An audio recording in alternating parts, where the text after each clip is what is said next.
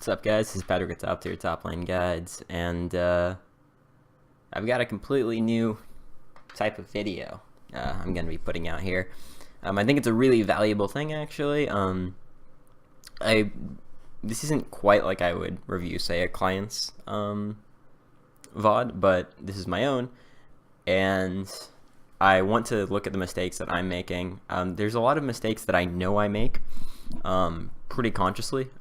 Clearly, I make a ton of mistakes, and if you want to call a mistake just not CSing well enough, not knowing my damage well enough, that type of thing, like that's the stuff that obviously challenger players are by and large going to be better than me at, but they're not things I consider weaknesses. It's something I would have a student particularly work on.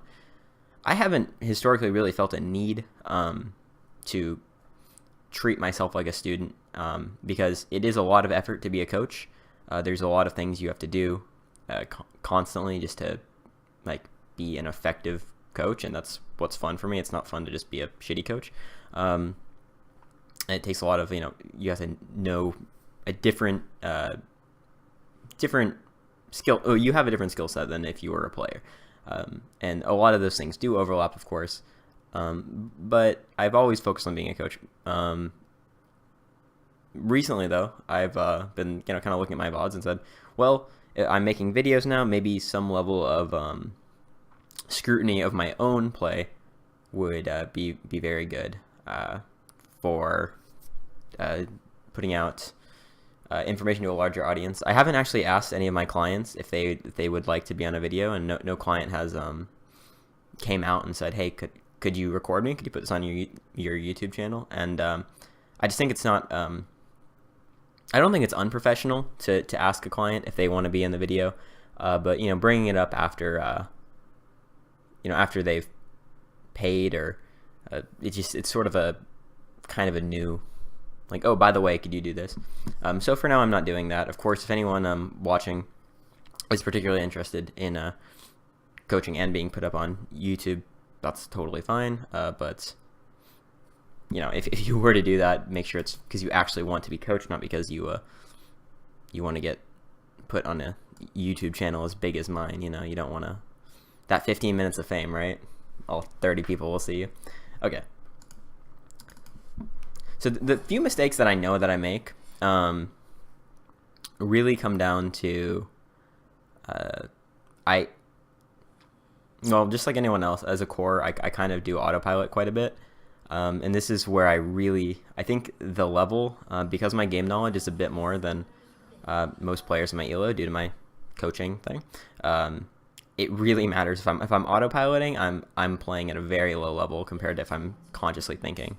Now, still, when I'm consciously thinking, there's a few mechanics that I just don't have, and there's a few things like actively deciding, what the best, that quick adaptations, things you need to do, like say enemy team takes Baron, they now have new power levels. There's new Baron is a pretty clear one, and I know what to do to set up for Baron when you have that 30 seconds, but I don't know, I can't quickly say we're trying to fight them at Baron.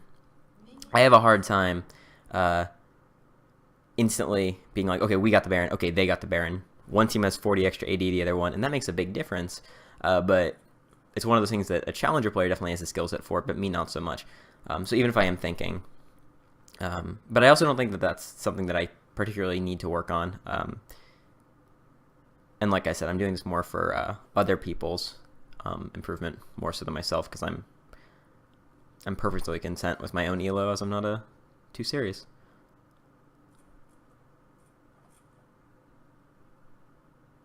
I wouldn't mind climbing. I do always enjoy higher ELO gameplay where there's a bit more strategy, even if it's still pretty basic. Another thing is, this is a game I just played, and I wanted to review it. If I were coaching someone, I wouldn't have them, at least a first-time student, someone that I haven't worked with before, I definitely wouldn't have them review a game they just played. Unless it was necessitated by only a few games played, that type of thing.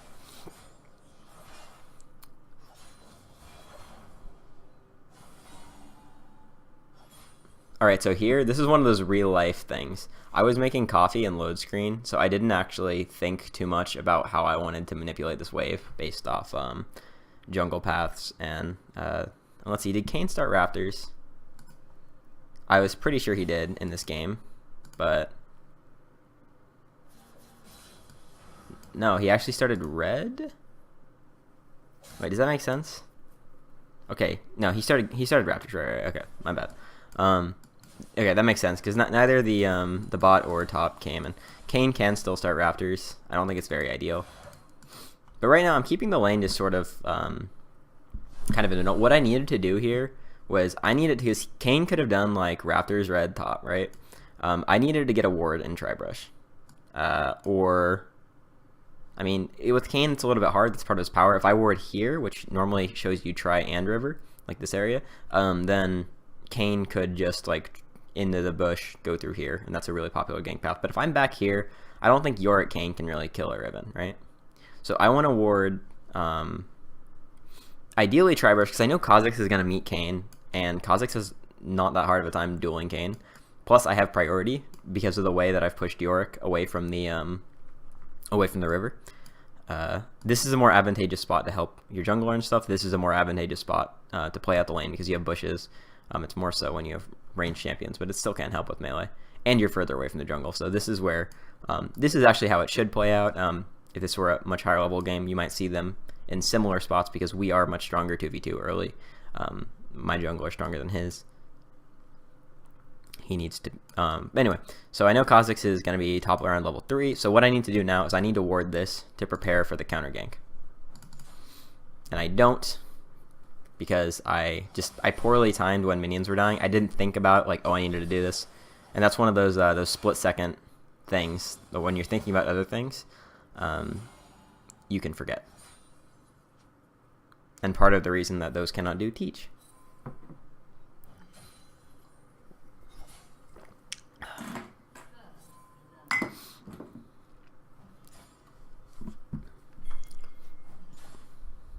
Alright, I'm playing Spellbook Riven.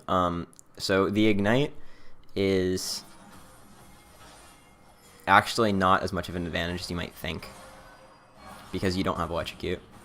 Alright, so Kha'Zix does the correct gank route, I think, which is wrapping around, assuming that Yorick didn't ward. Now, this is a pretty low elo, so I'm assuming Kha'Zix didn't actually watch top lane and look at that, but that's fine, because I didn't ping it. I would have pinged it if it had. I'm perfectly content using my flash there. Again, Kha'Zix just sort of bush camps and Yorick walks up too quickly. I'm perfectly content using my flash there because I actually will get my flash sooner than him by quite a margin. It ends up being like a minute because I do have Spellbook. So me and Kha'Zix are going to shove the wave together. So far, I'm pretty happy with the way I played. Like, if I could play every lane phase like this, I would be much higher elo than I am. If I could also match with other things.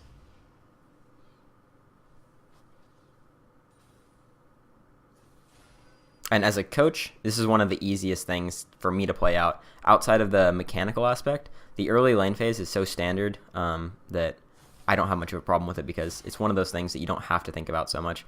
That's why I beat myself so much up for not getting the counter gank ward. And Kha'Zix actually placed the counter gank ward as he went in, which was awesome. So I opted to take Ignite here, to not swap the teleport. I could have TP'd and came here, and I would have, you see how I lose, what, that ends up being 4 minions, actually. It's quite a bit. But the reason I do that is because I think, alright, I have a Dirk to his, he ends up going Doran's, which is something I didn't notice in-game. Which actually contributes to, if he had like a mana crystal, then this would be a lot easier for me, right? Like mana crystal control ward. But I have a level advantage on him. Now I know I'm fighting into his minions. They end up doing about 100 damage, but I do lose this fight. Now I just get caught in here for a really long time. I take a lot of damage and I fight under his terms. But he actually didn't level up until he killed me, right? Oh, he actually did. Okay. So that was probably something that ended up killing me. I thought I've got the level advantage, and I don't do a very good job of tracking levels after the very beginning of lane phase. It's kind of hard to always tell, but this is something that a higher level player wouldn't have done for sure. But it's unfortunate when you've got, I've got Ignite and the level advantage. I think I can just force into Dirk. That's a really important. Dirk is a lot of damage. Maybe if this were patch 7.24 instead of 7.24b, the extra AD from my rune page and the extra lethality on Dirk. It's kind of annoying because Riven was one of the champions that used lethality, and she still likes to, but it's not good on her. She isn't strong with it. So it sucks that she got buffed on 7.24 and then basically nerfed on 7.24b with lethality. All right. So now I basically thrown my entire lead and then some.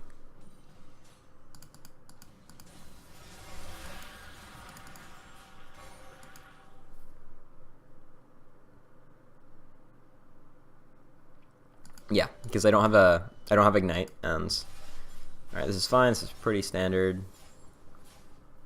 Could always last it better and ensure it. Again, you should know it's very important if you're looking to improve your play, but I'm not. It's not worth talking about much with students, aside from students who really aren't actively trying as hard as they could be, which is hard to determine just from talking to them. Usually that's something with like longer term clients. I can kind of track their growth on average games.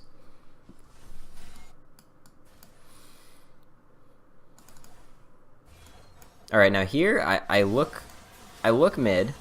First of all, I could be mid around now and probably pick up a kill on Talon.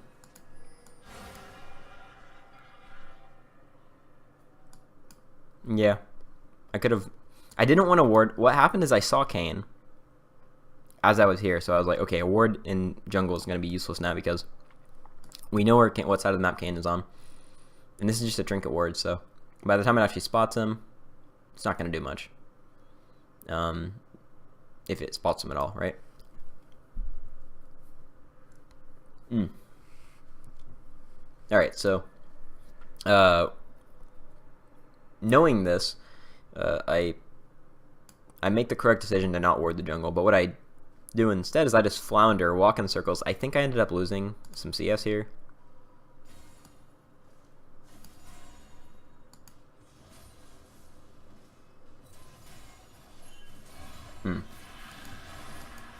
So what I do is I use my third Q, which has a larger range than the other two Qs, to pick up the last 2 CS, and he just kills me for it.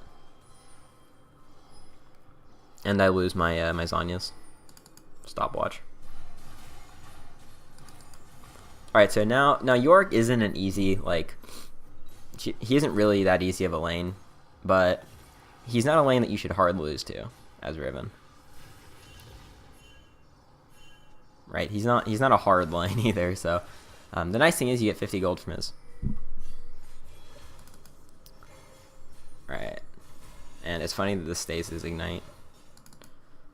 Yeah, so at this point, what I should be doing is just minimizing the amount Yorick can abuse me. I know my bot lane's winning, so a really important thing for me to do is just hold, because if I can just hold, like his next ult push or whatever, then my bot lane is probably gonna take turret. I know it's something you don't think about, like, oh, it's Vayne, but Vayne is destroying.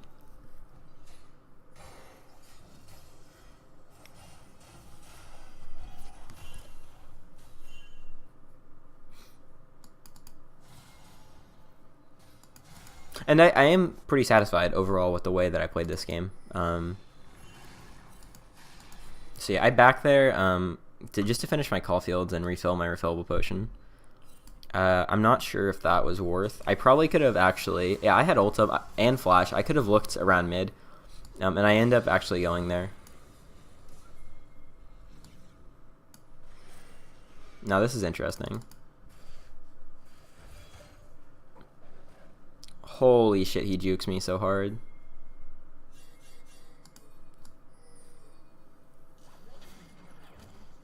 Yeah, and I end up giving up tower for it, but it ends up not being first tower, so it actually ends up being worth. Our Orianna was not playing super hot this game. Alright.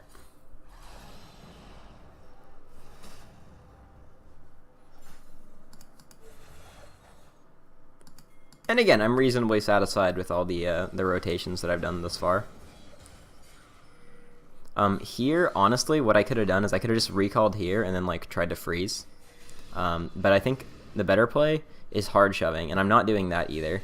So I'm like trying to freeze, sort of, and then I'm just like, fuck it. Like I flip-flop, and this is something that a lot of people do, and I tell my students not to do this. I didn't have a plan that I committed to, because the plan was like obscure. A lot of people, they don't have a plan at all, and then they flip-flop, and that's worse. But I needed to decide on a plan faster. And I was like, okay, I freeze here. But I'm like, wait a second. Herald and Dragon are up. What business do I have freezing? And now what we could have done, actually, and probably should have done, is have my bot lane swap top, like, immediately, right? And this would have been, you know, at worst trading Ocean, which is pretty valuable right now this early in the game. But based on the comps, it's not terribly valuable. And the game's going pretty fast, so it does lose some value. I see my team fighting. I do have TP here.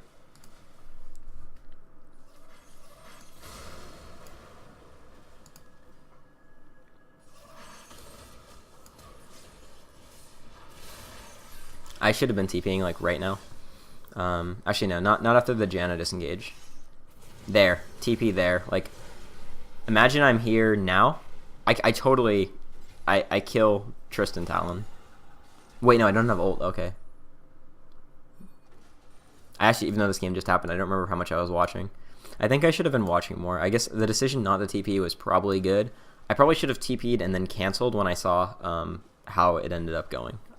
I think that would have been the play that a very high-level top laner would have made.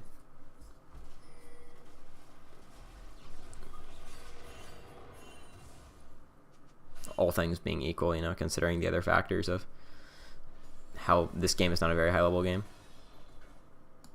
and things don't necessarily go as you would expect them very often. Alright.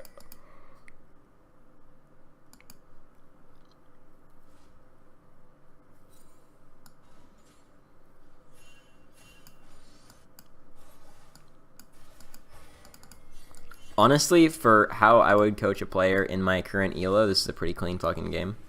This TP is a little high risk. Yeah, because at best it's a 3v3.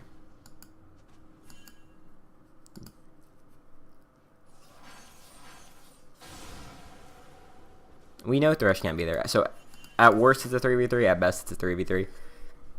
The reason I made this TP in that split-second decision was that I was pretty strong. I just finished Duskblade and Tabby's, like, against 3 hard AD champions. And the Duskblade out of Fog of War is going to allow me to, like, one-shot. Plus, I'm against good champions for Riven, right? Like, she loves champions with no hard CC. Like, squishy assassins with no hard CC. Like, thank God. Like, Talon and Kayn, I can pretty much 2v1 them before Kayn gets Rost or anything like that. So, they go on me. And I actually could have, you know what? I could have pressed R and I could have killed, I think, both of them.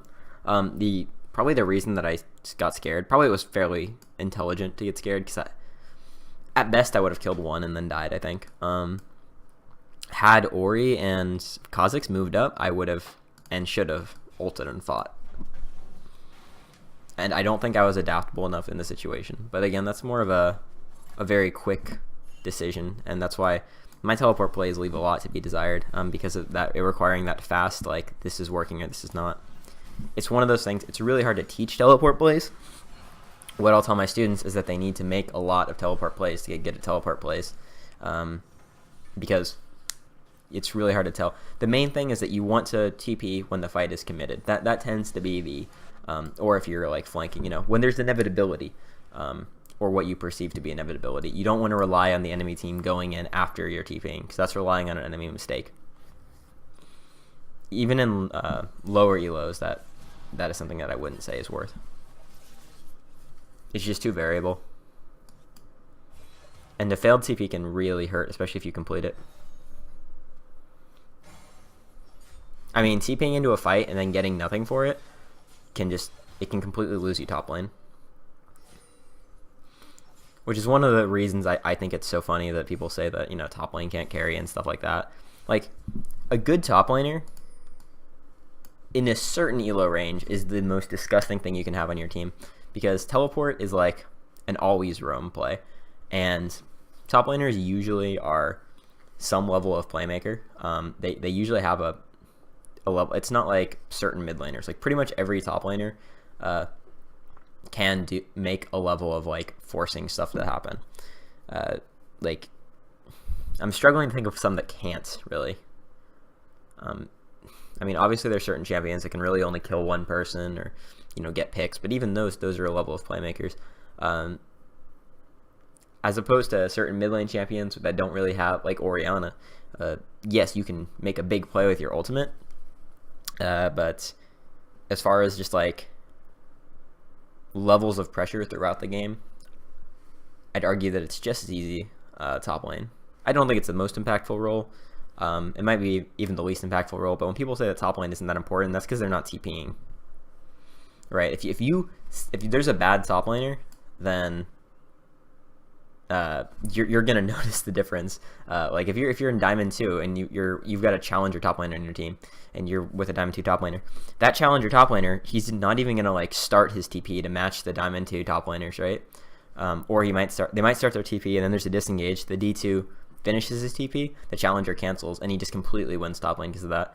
Demolishes, and then 3 minutes later, when he has TP and the enemy top laner doesn't, after he's like already taken first turret and he's super strong, he makes another TP play in that window. Now the D2 top laner can't follow, he TPs, and the game is over. Assuming the D2 doesn't like lose in other ways. Now, in this game, what I did, I had already typed, I know you can't read chat, I had already typed, Kha'Zix, you need to be top or bot. When there's a lane swap, you need to be top or bot if you're jungle. You can't be clearing the fucking jungle. You can't be playing the mid.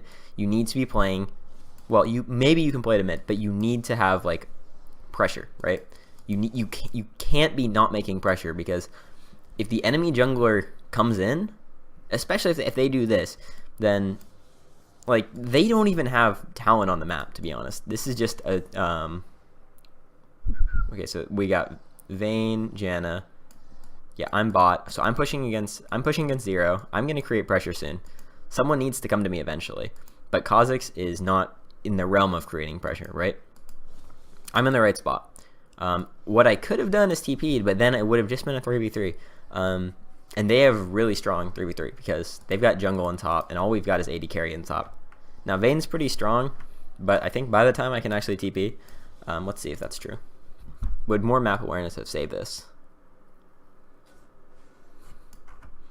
And again, Vayne is pretty strong. She's got a BF sword and a Zeal, but I wouldn't say she's as strong in a close quarters.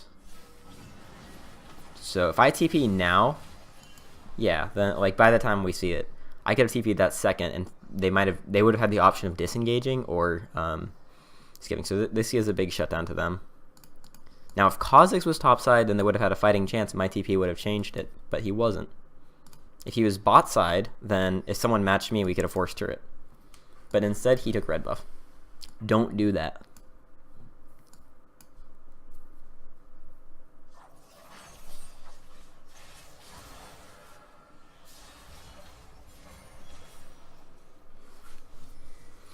Pick up a free kill on inting D4s. It's always a nice way to win games. I mean, look at the amount of pressure I'm able to draw. If it was just Tristana, they wouldn't have been able to match me. Actually, Triss can probably hold me after I use ult, to be honest, but this Triss ends up being pretty slow reaction, so. Alright, we're just going to speed through. I run straight back bot. My teleport is not up. My ignite is not up. And this is, yeah, just to clarify, that is teleport, if you haven't noticed by now. Now, honestly, in D4, maybe it's worth it to just walk to Herald and force it right now. It's a little silly to think about like doing that, but there's two things you can do with teleport. You can walk to the objective and TP to cover, or you can be covering and then TP to the objective. The latter is usually better at higher levels because we're talking about like people will, you know, fight around an objective and be able to wait till a committed fight happens. In the former, usually your team might not even actually like go for the objective. And again, this is Diamond 4, so this is still, even though this is what I would consider like dirt low, people are playing like shit. Obviously, there's that trend to like say that everything, but in the grand scheme of things, this is like the top 0.4% of the EOS server, EU's finest. And yes, I'm on the EOS server. Yeah, and people are just headbutting, so it's really hard to like macro around this.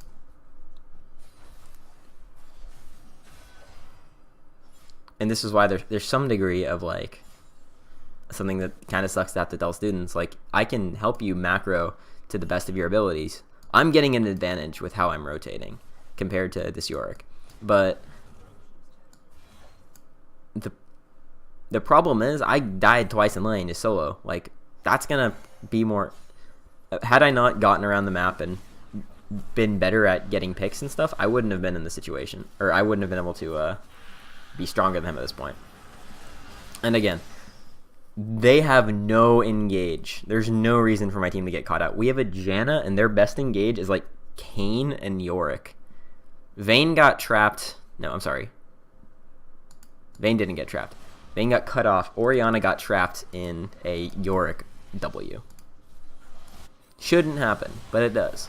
And this ties in with my last video where I was saying that like you need to play around the elo you're at.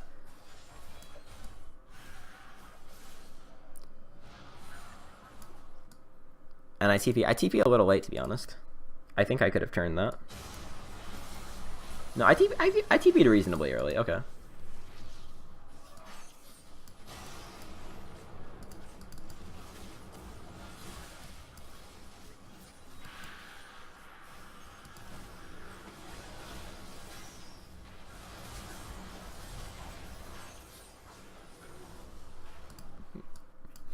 Yeah, I'm not terribly unhappy with that. Could have done it a bit earlier. Maybe made something, but I don't think so. Alright, and they don't even take Herald. This is so annoying. All they do, they clear. Look at this. Like, why are you clearing top? Just cover me. My god. All he had to do was walk top lane, and he would have saved his turret. Or Kayn could have walked top lane. Yorick could have came. You know, there's a... Anyone could have held. That's not entirely true, I guess. There's some... I could have dove some people, but... Dove. And again! ARAM. Jesus, I wasn't watching how... It's hard to... You know, when I coach silver games, I tend to go through... Depending on the elo, I tend to move pretty fast through a late game, where people are just, you know, 5v5ing randomly. I'll see what the students' trends are, but I won't, like, make too big of a deal out of it. That's a big fucking shield.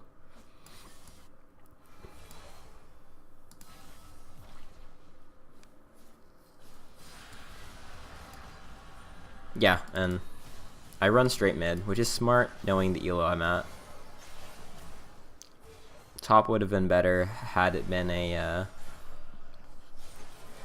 like a reasonable game where people aren't inting. Okay, so at this point I'm really strong. That's the nice thing about going against the Yorick and not a tank. Like, I feel like I'm actually I can be more effective with him in a fight. And he's Yorick. He's liable to just pin me down all game and split push, but he doesn't. He opts to too many team fights, and when he is split pushing, he's not pushing lanes that he can actually threaten a tower on. Look at this. When he could have matched me bot, not only could he have matched me, but he could have started pushing an outer turret. Top, there's nothing, right? This is also cross map from an objective, so by not split pushing there, not split pushing bot, Yorick gave up a lot. I'm not a rapper.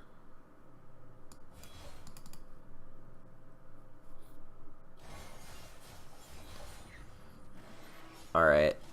I start Herald here. Just I get annoyed that my team's not doing it, and I try to force it. Okay, there's definitely a ward there, and I should have known that from the... But it's okay that I didn't clear it. It's only when a ward sees you that Duskblade pops. So a ward here isn't going to see this area, and therefore means that that one wasn't the one that popped Duskblade. I ult too early, whatever, mechanics. Something I'm constantly trying to work on. And my mechanics are pretty good this game for my standards.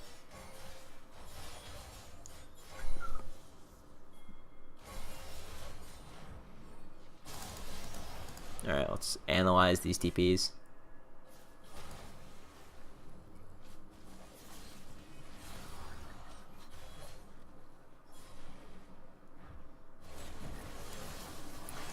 I could have been using F keys and locked camera to see that I waited conservatively to like where I knew I'd finish Gromp, because I didn't want to tank the Gromp for 4.5 seconds, and I kind of wanted the Gromp gold.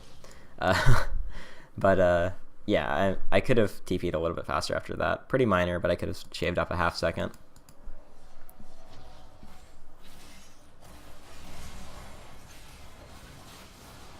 I might have comboed too generously there. I definitely didn't think we could, because tanking Tristana means that. And I didn't know Tristana's ult was down. I could have flashed on her and killed her at any time. Like here, oh my god. So see, if I've been watching the fight, that's another reason you need to have map awareness. You need to know enemy cooldowns when you're moving in. You can know your enemy laner's cooldowns, but you're not on comms. You can't ask your team if Trist has ult, right? Like in the middle of a fight. So this was a Fiesta, nobody back for Yorick. Ori should have done it a while back, yeah, she wasn't doing anything. Like I said, Ori was definitely a weak link here. Like she has no business being here right now. Right after we get Thresh. With that being said, I need to, yeah, Talon randomly runs in, so I suppose, yeah, this stuff just happens. But he takes a lot. I don't think he ends up taking this. Oh yeah, he must. Yeah, okay. Inhibitor turrets are not that important. Like when you've got these other ones up, all it's worth right now is the gold. Like, yes, there's backdoor potential, but they take so long to backdoor. Unless you have like Twisted Fate, then it's maybe worth it. But like, also top is the side where Baron's at, so. Now, for the fact that we're winning, they have way too much vision in our blue side jungle, and we have given up a lot of control. So they actually have the better Baron setup. Look, they have vision on Baron side. We have like a control ward at Dragon. Wards on blue side. And the last Dragon...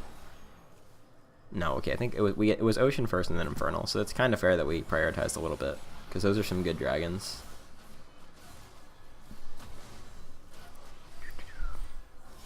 I don't have TP here, so what I aim to do is I want to help my team push the wave, and like, I saw that this Yorick thing was around, so I knew they can help a lot in team fights, so I thought I could kill it safely.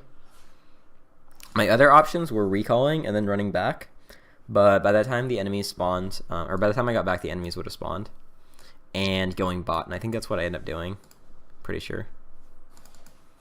If I had gone bot faster, it wouldn't have done anything. The lane would be pushed up here. We'd be pressuring, but... So, okay, I'm content with my decision making there. Maybe what I should have done is, at this point, instead of clearing bot, I should just do Gromp and let this push. I should do Gromp, recall, run bot again. And by the time I run bot again, my teleport will be almost up. I'll have it for Baron, and I'll be splitting bot. What I do instead is pressure randomly, banking up, because I see them, and I'm like, okay, so they're just not going to do anything. I could have hit the turret more. Instead opting to, yeah, see, look, I could have gotten like 3 or 4 hits, but it regens, so it's not a huge deal. Plus, at this point, turret damage isn't that important. Like, I kill it pretty fast. But not irrelevant. And I think I just fucked up mechanically, because I was trying to kill the minions with my abilities while autoing it, and that's actually a little bit trickier than it sounds. Vayne players. Just like Riven players, am I right?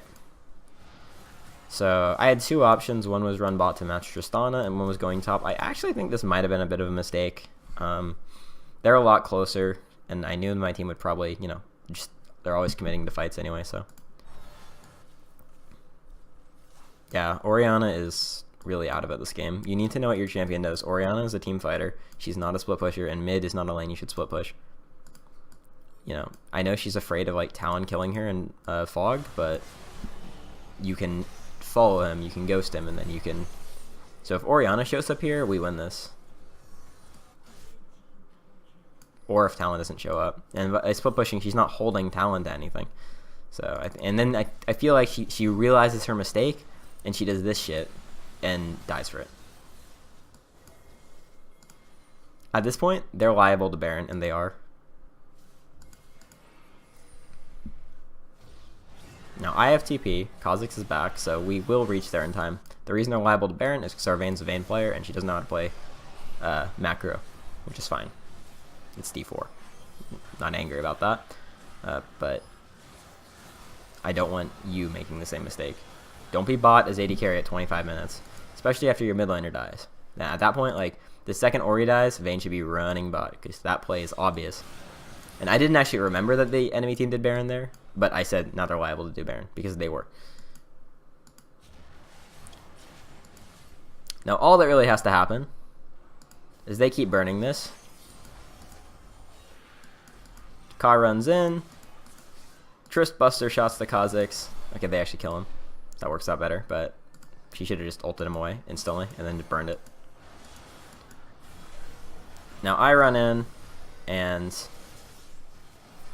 pretty much int. But Vayne actually finally makes it.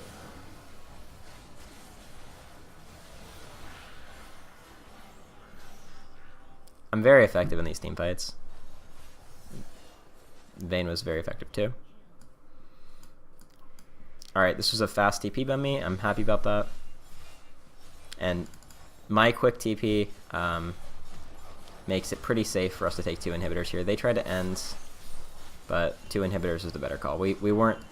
Let me actually see if we were liable to end there. I don't think so.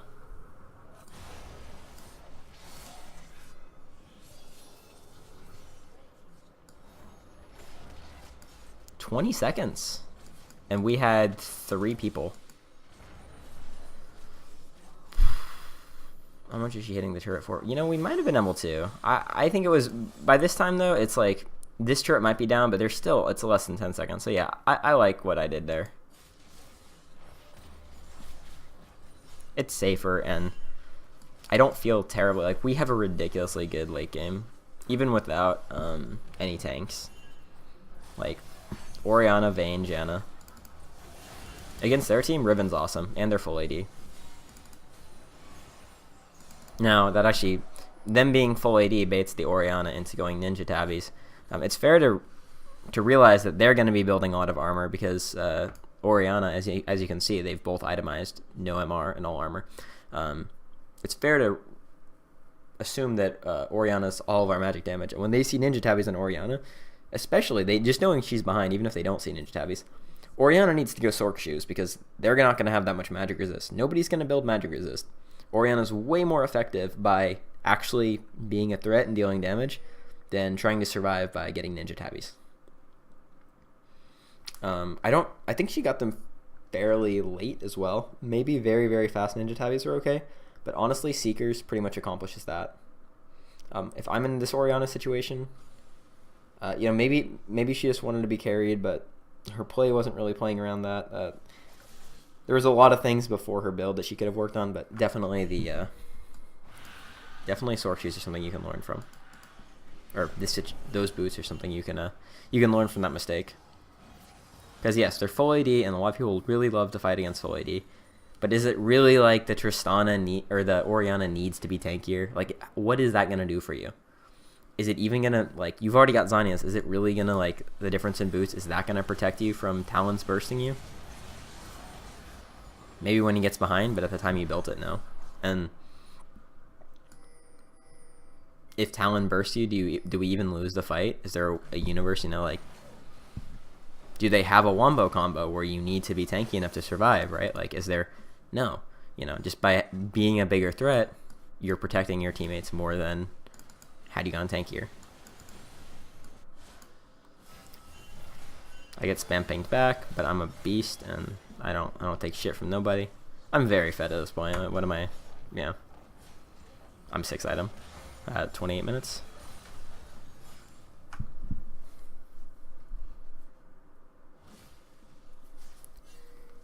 So the main thing is actually the reason I wanted to review this was the first time I died to Yorick, I was very surprised.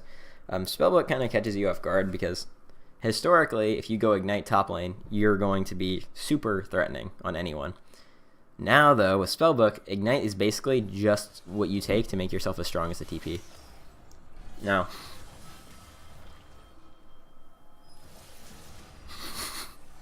this is wonderful. The split push Orianna is actually like getting us this. So that's why you go full tank Ori.